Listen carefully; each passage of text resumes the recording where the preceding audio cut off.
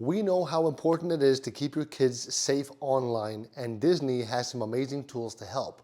But if you're unsure where to start or what to do, don't worry, we've got you covered with these easy steps. So first, let's start with setting up a Disney Plus account with strong parental controls.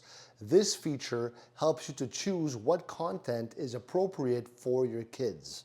Next, you're going to make sure to set up a PIN code on your Disney account to restrict access to certain movies and shows. This simple step makes a big difference in keeping content family friendly. Third, you're going to use the profile settings to create custom profiles for your kids. You can filter movies and TV shows by age group, so you know exactly what they're watching. Another great tip is to set up screen time limit on the Disney app to keep your kids from overwatching their shows. You don't want them to be brain dead.